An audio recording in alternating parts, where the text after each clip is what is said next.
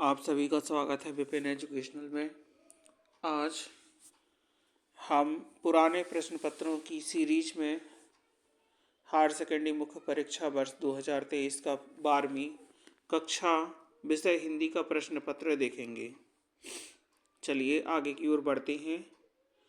इसमें पहला प्रश्न दिया गया है, हिंदी पद्य साहित्य को कितने भागों में बांटा गया है? 4, 3, 5, 6।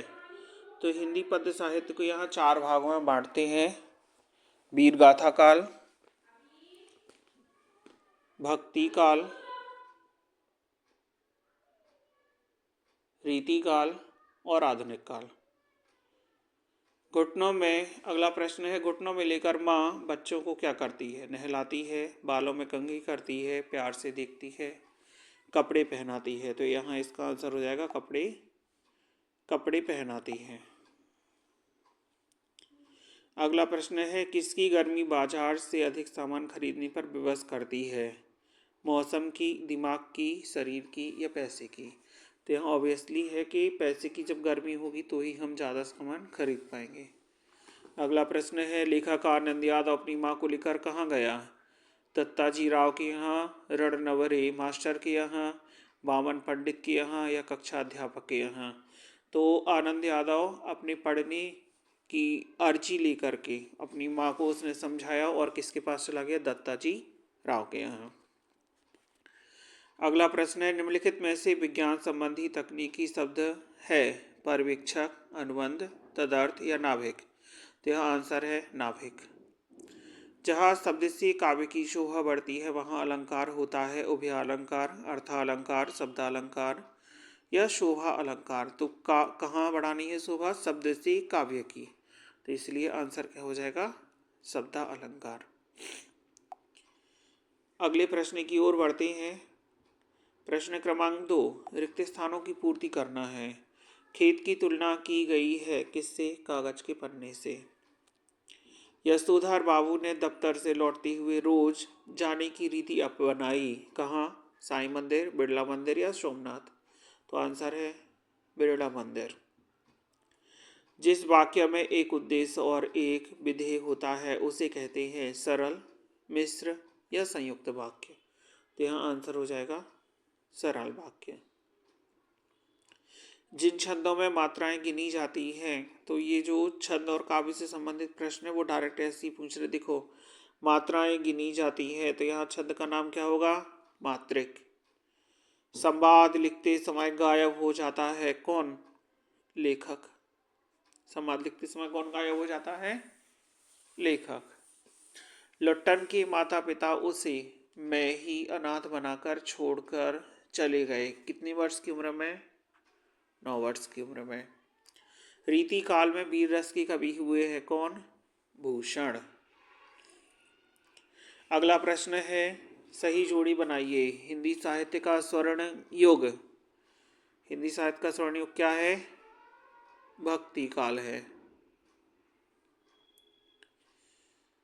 हिंदी साहित्य का स्वर्ण युग है भक्ति काल। छायावाद के प्रवर्तक कौन है? जयशंकर प्रसाद। मस्ती का संदेश लेकर हरिवंश राय बच्चन की रचना है आत्मपरिचय, उससे लिया गया ये मस्ती का संदेश। चौपाई छंद एक समात्रिक छंद है इसलिए मात्राएं 16-16 होंगी। चित्रकार का तात्पर्य है चितेरा और संपादकीय पृष्ठ हो जाएगा अखबार की अपनी आवाज। एक शब्द या एक वाक्य में उत्तर देना है। सोढ़ा छंद मात्राओं की दृष्टि से किस छंद का उल्टा होता है? तो इसका आंसर हो जाएगा दोहा। ऐसा लघु वाक्यांश जिसके प्रयोग से भाषा में सौंदर्य उत्पन्न होता है क्या कहलाता है? तो यहाँ ये देखिए, यहाँ लिखा है वाक्यांश लिखा है, इसलिए आंसर होगा मुहावरा।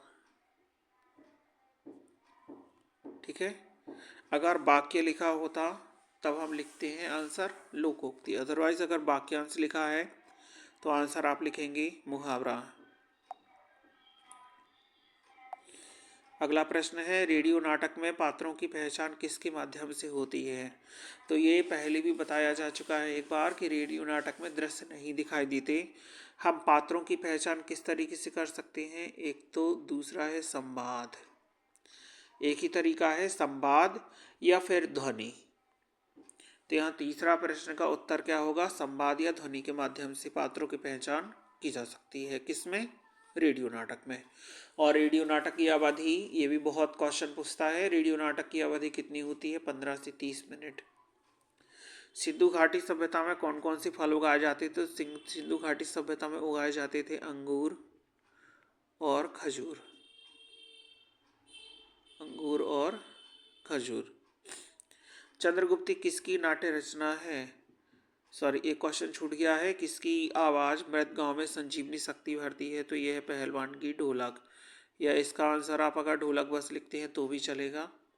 चंद्रगुप्त किसकी रचना है? तो चंद्रगुप्त जयशंकर प्रसाद की रचना है। किसकी है? जयशंकर प्रसाद। कवि ने स्लेट पर क्या मलने की बात कही है? तो कवि ने स्लेट पर यहाँ लाल रंग की खड़िया को मलने की बात कही है।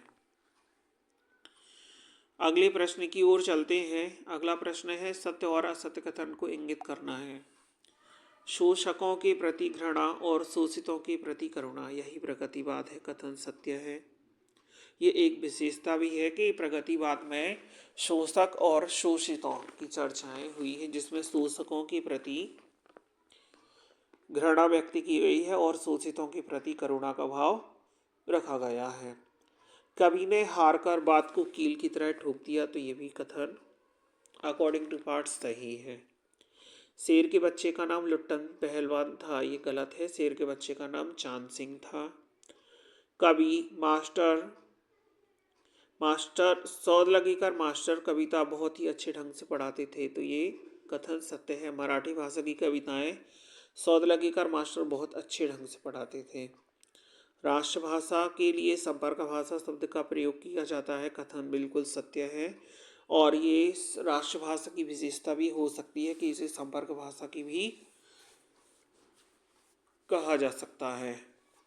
शब्द शक्ति 5 प्रकार की होती हैं, तो ये बिल्कुल कथन गलत है। शब्द शक्तियाँ 3 प्रकार की ही मानी गई हैं, अभिधा, लक्षणा और व्यंजना। अगले प्रश्न की ओर बढ़ते हैं। कवि ने अपने खेत में कौन सा बीज बोया है? तो कवि ने अपने खेत में कल्पना रूपी बीज को बो दिया है। कौन सा बीज बोया है? कल्पना रूपी बीज। अथवा प्रश्न है, शमशेर बहादुर सिंह कौन से तार सप्तक के महत्वपूर्ण कवि हैं? तो शमशेर बहादुर सिंह यहाँ दूसरे तार सप्तक के कवि माने जाते हैं। संसार में, अगला प्रश्न है, संसार में कष्टों को सहते हुए भी खुशी और मस्ती का माहौल कैसे पैदा किया जा सकता है? और इसमें अथवा प्रश्न दिया है, लक्ष्मण जी के लिए संजीवनी बूटी लाने के लिए कौन गए थे? तो इसका आंसर है संजीवनी बूटी लाने के लिए हनुमान जी गए थे। अगला प्रश्न है, जेब के भरे होने और मन के खाली होने पर मन की क्या दशा होती है? तो यहाँ देखिए, जेब भरी हुई है और मन कैसा है? खाली। खाली मन का तात्पर्य है कि आप ये घर से सोच कर ही नहीं गए हैं कि लेना क्या है। तात्पर्य ये है कि जब जेब भरी होगी और मन खाली होगा तो आपको बाजार में जो भी वस्तुएं दिखाई देंगी वो सभी आकर्षक प्रतीत होंगी और कहीं ना कहीं आप बाजार से अनावश्यक वस्तुओं का संग्रह करके घर में ले आएंगे। अथवा प्रश्न दिया गया है, राजा के द्वारा कुश्ती लड़ने की आज्ञा मिलती ही दर्शक क्या करने लगे? तो जैसे ही राजा ने लुट्टन पहलवान को कुश्ती लड़ने के लिए आज्ञा दी तो दर्शकों में एक जोश और उमंग का वातावरण छा गया कि एक बच्चा जो लुट्टन पहलवान के रूप में है वह चांद सिंह को यहाँ हराने के लिए या चांद सिंह से लड़ने के लिए उतावला हुआ घूम रहा है। अगला प्रश्न है, शिरीष का पेड़ कब से कब तक खिलता है? तो शिरीष का जो पेड़ है या फूल है वह आषाढ़ से लेकर कभी कभी भादों तक खिला रहता है। अथवा में प्रश्न दिया गया है, महादेवी वर्मा ने स्वयं व भक्तिन के मध्य किस संबंध को नकारा है? नकारा का तात्पर्य अस्वीकार किया है। तो भक्तिन और महादेवी के मध्य जो स्वामी और सेवक का संबंध है, महादेवी वर्मा ने उसे हमेशा नकारा है, क्योंकि महादेवी वर्मा भक्तिन को अपनी प्रतिछाया के रूप में ही स्वीकार करती हैं। अर्थात जिस प्रकार से जहाँ वस्तु होती है वहाँ उसकी छाया, और छाया को वस्तु से अलग नहीं किया जा सकता, वैसे ही भक्तिन को ही महादेवी वर्मा से यहाँ अलग नहीं किया जा सकता है। अगला प्रश्न है, लेखक के पिता ने आनंद को पाठशाला भेजते समय क्या शर्त रखी? तो यहाँ शर्तों की संख्या यहाँ 3 रखी थी। 3 शर्तें लेखक के पिता ने उसके सामने रखी थी। पहली शर्त है कि यहाँ लेखक से ये कहा गया था कि आपको सुबह बैग लेकर के या बस्ता लेकर के ही खेत पर आना होगा। दूसरी शर्त ये थी सही समय पर विद्यालय जाना पड़ेगा। तीसरी शर्त ये थी जब कभी खेत में ज़्यादा कार्य होगा तो उस समय विद्यालय से अवकाश लेना पड़ेगा। 8वां में प्रश्न दिया गया है, मोहनजोदड़ो की घरों की विशेषताएं लिखना है। तो मोहनजोदड़ो की घरों की विशेषताएं हैं कि यहाँ जो घर है, किसी भी घर का दरवाज़ा मुख्य सड़क की ओर नहीं खुलता है। गलियों के लिए ग्रिड प्रणाली अपनाई गई है। ग्रिड प्रणाली का तात्पर्य है, जिससे मान लो ये एक गली है और यहाँ एक गली है, तो यहाँ जो ये चौराहा बनेगा इसे कहा गया है ग्रिड प्रणाली। इसे हम क्या कहेंगे? ग्रिड। तो यहाँ गलियाँ ग्रिड प्रणाली या ग्रिड सिस्टम के आधार पर बनी हुई थी। सभी घरों में जो था वो प्रथम तल पर सिर्फ दरवाज़ा था, किसी भी प्रकार की खिड़कियाँ दरवाजे पर या दरवाजे के आसपास नहीं होती थी। अगला प्रश्न है, नए और अप्रत्याशित विषयों के लेखन से छात्रों में कौन कौन से गुण विकसित होते हैं? अब यहाँ देखिए दिया गया है नए और अप्रत्याशित विषय।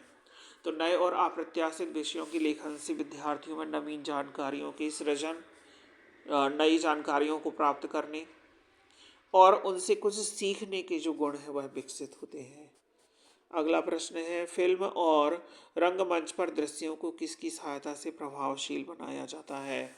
तो फिल्म और रंगमंच पर दृश्यों को संवाद के माध्यम से, कौशल के माध्यम से, बातचीत के माध्यम से प्रभावशील बनाया जा सकता है। वीर रस की परिभाषा और उदाहरण लिखिए। अथवा में दिया गया है संदेह अलंकार की परिभाषा और उदाहरण लिखिए। अगला प्रश्न है, कवित्व छंद की परिभाषा और उदाहरण लिखिए। अथवा में प्रश्न दिया गया है लक्षण शब्द शक्ति की परिभाषा और उदाहरण लिखिए। अगला प्रश्न है, तकनीकी शब्द का अर्थ बताते हुए 2 तकनीकी शब्द लिखें। तकनीकी शब्द का तात्पर्य है वे शब्द जो ज्ञान विज्ञान के क्षेत्र में प्रयुक्त होते हैं उन्हें हम तकनीकी शब्द कहते हैं। जैसे एक तकनीकी शब्द अभी आपने ऊपर देखा है नाभिक, और दूसरा आप पर्यवेक्षक, अनुबंध। इस तरीके से आप तकनीकी शब्द लिख सकते हैं। अथवा प्रश्न दिया गया है राष्ट्रभाषा की 2 विशेषताएं लिखें।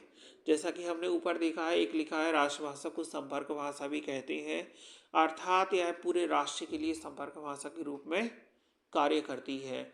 और दूसरी विशेषता हम लिख सकते हैं इसका क्षेत्र बहुत ही व्यापक होता है। अगला प्रश्न है, निम्नलिखित वाक्यों को शुद्ध करके लिखिए। तो यहाँ वाक्य दिया गया है मोहन पुस्तक पढ़ रही है। वाक्य क्रिया के आधार पर गलत है, पढ़ रही की जगह होना चाहिए यहाँ पढ़ रहा है। जंगल में शेर चिंघाड़ने लगा, तो सियार चिंघाड़ता है, शेर दहाड़ता है, तो इसलिए जंगल में शेर दहाड़ने लगा आंसर होना चाहिए। लता गा रही है, प्रश्नवाचक बनेगा लता क्या गा रही है। आदमी का हवा में उड़ना कठिन है, बिना अर्थ बदले हमें नकारात्मक बनाना है, तो यहाँ कठिन की जगह आप क्या लिखेंगे? सरल। तो आदमी का हवा में उड़ना सरल है कि सरल नहीं है, तो आप बिना अर्थ बदले सरल नहीं है लिखेंगे, यहाँ पर सरल नहीं है। अगला प्रश्न है, हरिवंश राय बच्चन और तुलसीदास की काव्य का विशेषताओं के आधार पर जीवन परिचय लिखना है। अगला प्रश्न दिया गया है फणीश्वर नाथ रेणु और धर्मवीर भारती की साहित्यिक परिचय आपको लिखना है। भाव विस्तार अगले 18वें प्रश्न में दिया गया है, जननी और जन्मभूमि स्वर्ग से भी महान है, इसको भाव विस्तार करना है। 8वां प्रश्न है, क्रिकेट के खेल विषय पर दो मित्रों के मध्य संवाद लिखिए, या दो मित्रों के मध्य जो चर्चाएं होती हैं उनको आपको मित्रों के नाम सहित लिखना है। अब आपठित गद्यांश और पद्यांश प्रश्न क्रमांक 19 में दिए गए हैं। प्रश्न क्रमांक 20 में दिया गया है पद व्याख्या। पद है, सबसे तेज बौछारें गई भादो आया, भादो गया सवेरा हुआ, खरगोश की आंखों के जैसा लाल। तो ये जो टॉपिक दिया गया है ये किसका है? उषा पाठ का है। किसका है? उषा। तीर्थी है, अगला पद है, तीर्थी है समीर सागर पर आए शीर्ष पर दुख की छाया, जग के दग्ध हृदय पर निर्दय विप्लव की प्लावित माया। तो ये किसका है? ये है बादल राग का। किसका है ये? बादल राग का। अब आप लोग गद्यांश की देखेंगे। गद्यांश दिया है, एक बार दंगल देखने श्यामनगर के मेल आते। यहाँ दंगल का दृश्य आ गया है और दंगल सिर्फ है पहलवान की ढोलक पाठ में। क्या है? पहलवान की ढोलक। फिर अगला दिया गया है, पैसा है, पैसा पावर है। तो पैसा और पावर की चर्चा सिर्फ की गई है किसमें? बाजार दर्शन पाठ में। बाजार दर्शन, ठीक है। और ये बहुत ही मोस्ट प्रश्न है, ये बहुत पूछता रहता है। ध्वनि विस्तार के यंत्रों पर प्रतिबंध लगाने हेतु जिलाधीश महोदय को प्रार्थना पत्र लिखना है। और अथवा में दिया है, परीक्षा की तैयारी की जानकारी देते हुए पिता को पत्र लिखिए।